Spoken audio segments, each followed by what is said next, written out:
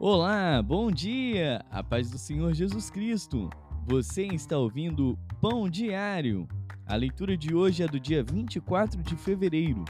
Êxodo 7, Lucas 10, Jó 24 e 1 Coríntios 11.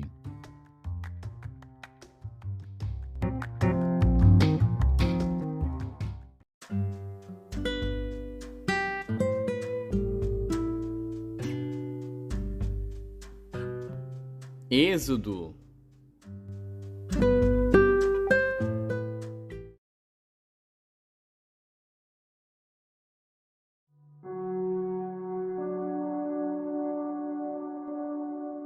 Êxodo, capítulo 7. Então disse o Senhor a Moisés: Eis que te tenho posto por Deus sobre Faraó, e Arão teu irmão será o teu profeta.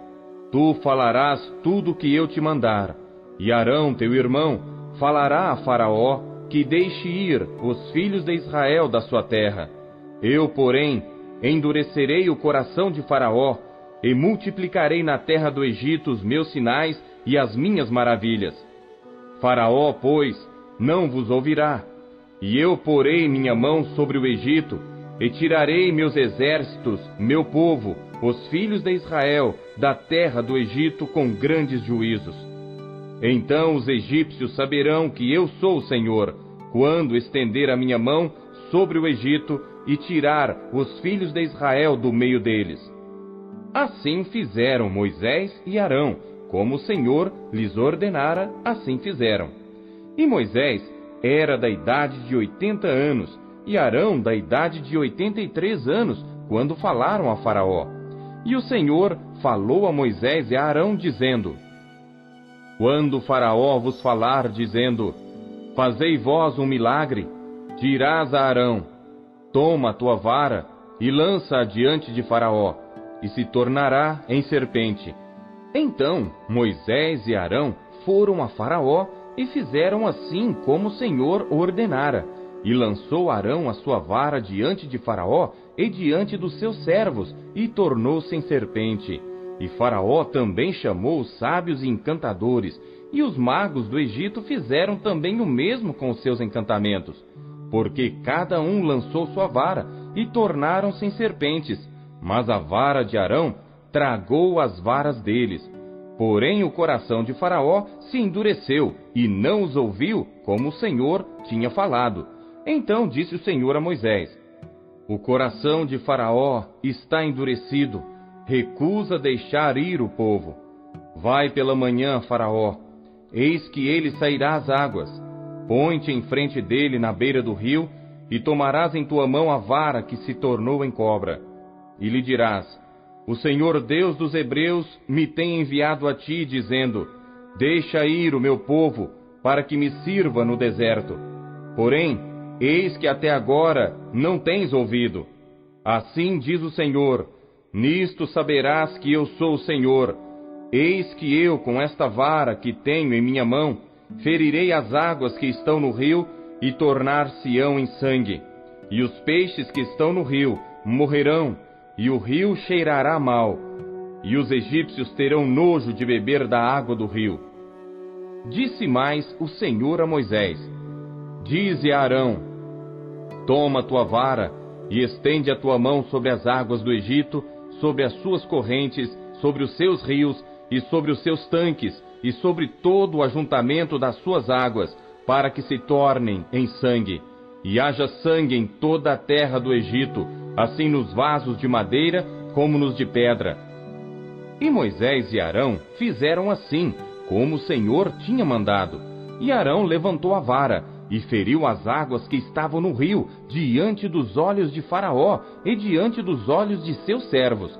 E todas as águas do rio se tornaram em sangue, e os peixes que estavam no rio morreram, e o rio cheirou mal, e os egípcios não podiam beber a água do rio.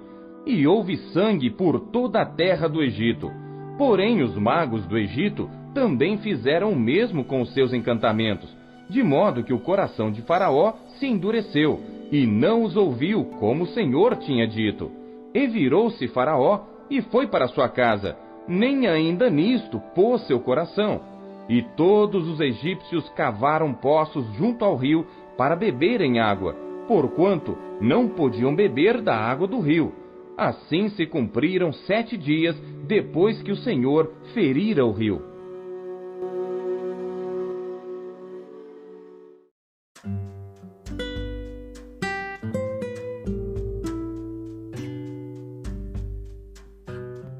Lucas.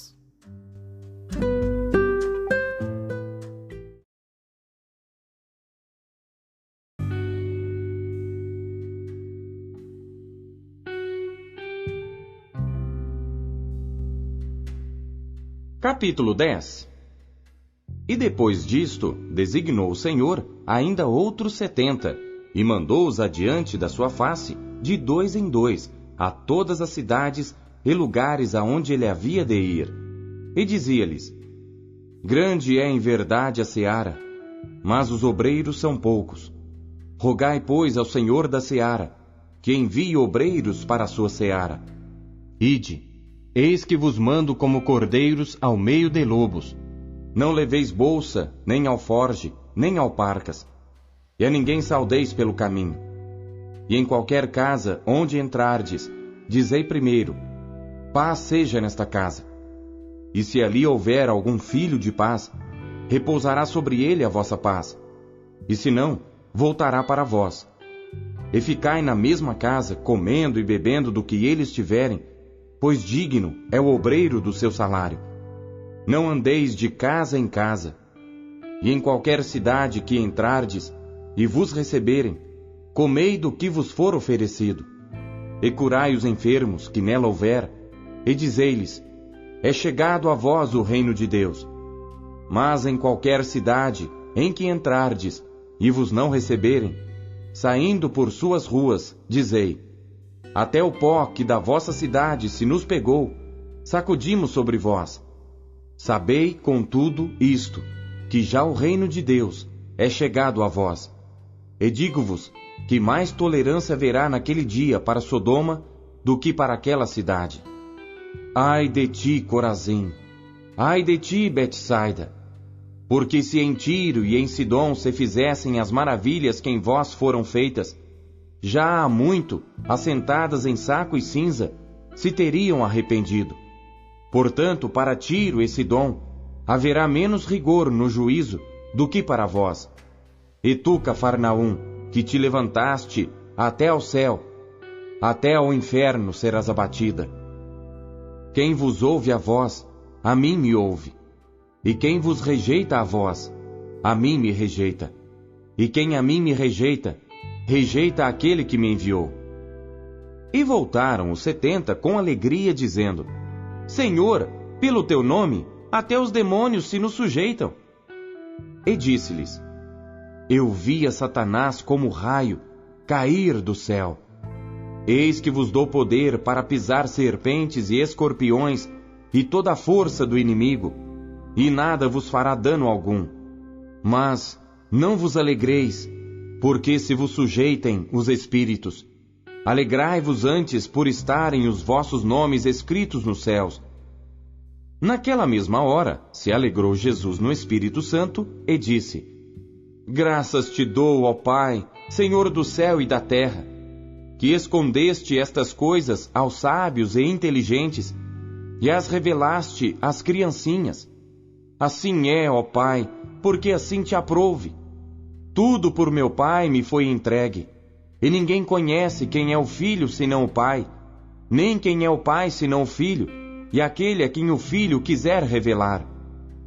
E voltando-se para os discípulos, disse-lhes em particular: Bem-aventurados os olhos que veem o que vós vedes, pois vos digo que muitos profetas e reis desejaram ver o que vós vedes e não ouviram, e ouvir o que ouvis e não ouviram. E eis que se levantou um certo doutor da lei, tentando-o e dizendo: Mestre, que farei para herdar a vida eterna? E ele lhe disse: Que está escrito na lei? Como lês? E respondendo ele, disse: Amarás ao Senhor teu Deus de todo o teu coração, e de toda a tua alma, e de todas as tuas forças, e de todo o teu entendimento, e ao teu próximo como a ti mesmo. E disse-lhe: Respondeste bem, faze isso, e viverás. Ele, porém, querendo justificar-se a si mesmo, disse a Jesus: E quem é o meu próximo? E respondendo Jesus, disse: Descia um homem de Jerusalém para Jericó, e caiu nas mãos dos salteadores, os quais o despojaram, e espancando-o, se retiraram, deixando-o meio morto. E ocasionalmente descia pelo mesmo caminho certo sacerdote, e vendo-o, passou de largo. E de igual modo também um levita, chegando àquele lugar, e vendo-o, passou de largo. Mas um samaritano que ia de viagem, chegou ao pé dele, e vendo-o, moveu-se de íntima compaixão. E aproximando-se, atou-lhe as feridas, deitando-lhes azeite e vinho. E pondo-o sobre a sua cavalgadura, levou-o para uma estalagem, e cuidou dele. E partindo no outro dia, tirou 2 dinheiros, e deu-os ao hospedeiro, e disse-lhe: Cuida dele, e tudo o que demais gastares, eu tu pagarei, quando voltar. Qual, pois, destes 3 te parece que foi o próximo daquele que caiu nas mãos dos salteadores? E ele disse: O que usou de misericórdia para com ele? Disse, pois, Jesus: Vai e faze da mesma maneira. E aconteceu que, indo eles de caminho, entrou Jesus numa aldeia, e certa mulher, por nome Marta, o recebeu em sua casa. E tinha esta uma irmã chamada Maria, a qual, assentando-se também aos pés de Jesus, ouvia a sua palavra. Marta, porém, andava distraída em muitos serviços, e aproximando-se disse: Senhor, não se te dá de que minha irmã me deixe servir só? Dize-lhe que me ajude. E respondendo Jesus, disse-lhe: Marta, Marta, estás ansiosa e afadigada com muitas coisas, mas uma só é necessária. E Maria escolheu a boa parte, a qual não lhe será tirada.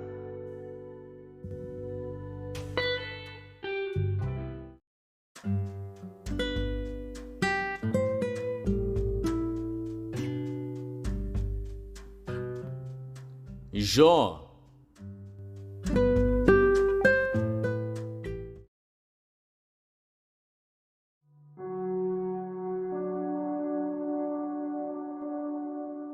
Jó, capítulo 24. Visto que do Todo-Poderoso não se encobriram os tempos, por que os que o conhecem não veem os seus dias? Até os limites removem, roubam os rebanhos e os apacentam. Do órfão levam o jumento, tomam em penhor o boi da viúva. Desviam do caminho os necessitados, e os pobres da terra juntos se escondem. Eis que, como jumentos monteses no deserto, saem a sua obra, madrugando para a presa. A campina dá mantimento a eles e aos seus filhos. No campo cegam seu pasto, e vindimam a vinha do ímpio. Ao nu fazem passar a noite sem roupa, não tendo ele coberta contra o frio. Pelas chuvas das montanhas são molhados, e não tendo refúgio, abraçam-se com as rochas. Ao órfãozinho arrancam dos peitos, e tomam o penhor do pobre. Fazem com que os nus vão sem roupa, e aos famintos tiram as espigas. Dentro das suas paredes espremem o azeite, pisam os lagares, e ainda têm sede. Desde as cidades gemem os homens, e a alma dos feridos exclama, e contudo Deus lhe não imputa como loucura. Eles estão entre os que se opõem à luz, não conhecem os seus caminhos, e não permanecem nas suas veredas. De madrugada se levanta o homicida, mata o pobre necessitado, e de noite é como ladrão. Assim como o olho do adúltero aguarda o crepúsculo, dizendo: não me verá olho nenhum, e oculta o rosto. Nas trevas minam as casas, que de dia se marcaram, não conhecem a luz. Porque amanhã para todos eles é como sombra de morte, pois sendo conhecidos, sentem os pavores da sombra da morte. É ligeiro sobre a superfície das águas. Maldita é a sua parte sobre a terra. Não volta pelo caminho das vinhas. A secura e o calor desfazem as águas da neve. Assim desfará a sepultura aos que pecaram. A madre se esquecerá dele. Os vermes o comerão gostosamente. Nunca mais haverá lembrança dele. E a iniquidade se quebrará como uma árvore. Aflige a estéril que não dá à luz, e a viúva não faz bem. Até aos poderosos arrasta com a sua força. Se ele se levanta, não há vida segura. Se Deus lhes dá descanso, estribam-se nisso. Seus olhos, porém, estão nos caminhos deles. Por um pouco se exaltam, e logo desaparecem. São abatidos, encerrados como todos os demais, e cortados como as cabeças das espigas. Se agora não é assim, quem me desmentirá e desfará as minhas razões?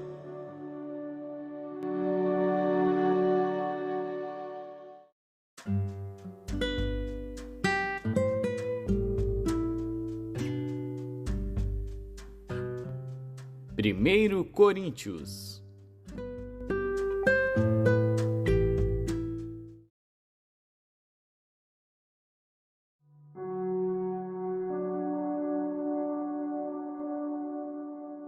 Capítulo 11.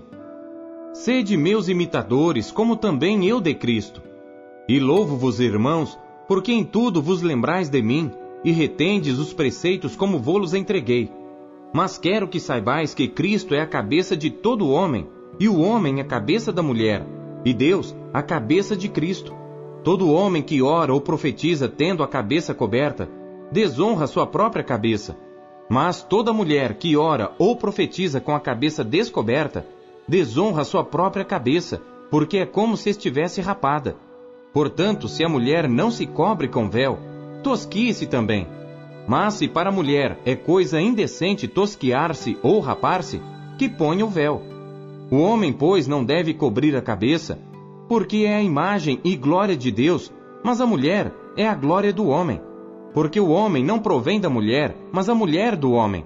Porque também o homem não foi criado por causa da mulher, mas a mulher por causa do homem. Portanto, a mulher deve ter sobre a cabeça sinal de poderio por causa dos anjos. Todavia, nem o homem é sem a mulher, nem a mulher sem o homem no Senhor. Porque como a mulher provém do homem, assim também o homem provém da mulher, mas tudo vem de Deus. Julgai entre vós mesmos. É decente que a mulher ore a Deus descoberta? Ou não vos ensina a mesma natureza que é desonra para o homem ter cabelo crescido? Mas ter a mulher cabelo crescido lhe é honroso, porque o cabelo lhe foi dado em lugar de véu. Mas se alguém quiser ser contencioso, nós não temos tal costume, nem as igrejas de Deus. Nisto, porém, que vou dizer-vos, não vos louvo, porquanto vos ajuntais, não para melhor, senão para pior. Porque antes de tudo, ouço que, quando vos ajuntais na igreja, há entre vós dissensões, e em parte o creio. E até importa que haja entre vós heresias, para que os que são sinceros se manifestem entre vós. De sorte que, quando vos ajuntais num lugar, não é para comer a ceia do Senhor, porque comendo cada um toma antecipadamente a sua própria ceia, e assim um tem fome e outro embriaga-se. Não tendes porventura casas para comer e para beber? Ou desprezais a igreja de Deus e envergonhais os que nada têm? Que vos direi? Louvar-vos-ei? Nisto não vos louvo. Porque eu recebi do Senhor o que também vos ensinei, que o Senhor Jesus, na noite em que foi traído, tomou o pão, e tendo dado graças, o partiu e disse: Tomai, comei, isto é o meu corpo que é partido por vós. Fazei isto em memória de mim. Semelhantemente também, depois de cear, tomou o cálice, dizendo: Este cálice é o novo testamento no meu sangue. Fazei isto todas as vezes que beberdes em memória de mim. Porque todas as vezes que comerdes este pão e beberdes este cálice, anunciais a morte do Senhor até que venha. Portanto, qualquer que comer este pão, ou beber o cálice do Senhor indignamente, será culpado do corpo e do sangue do Senhor. Examine-se, pois, o homem a si mesmo, e assim coma deste pão e beba deste cálice. Porque o que come e bebe indignamente, come e bebe para sua própria condenação, não discernindo o corpo do Senhor. Por causa disto, há entre vós muitos fracos e doentes, e muitos que dormem. Porque se nós nos julgássemos a nós mesmos, não seríamos julgados. Mas quando somos julgados, somos repreendidos pelo Senhor, para não sermos condenados com o mundo. Portanto, meus irmãos, quando vos ajuntais para comer, esperai uns pelos outros. Mas se algum tiver fome, coma em casa, para que não vos ajunteis para condenação. Quanto às demais coisas, ordená-las-ei quando for.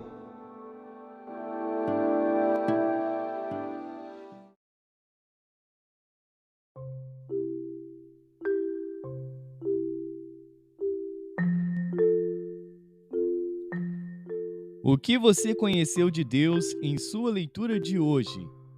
Você acabou de ouvir Pão Diário. O Pão Diário é um oferecimento da Sociedade Bíblica Trinitariana do Brasil, na voz do pastor Paulo Castelã.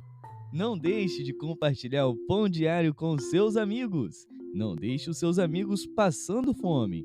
Compartilhe o pão. Até amanhã. Tchau.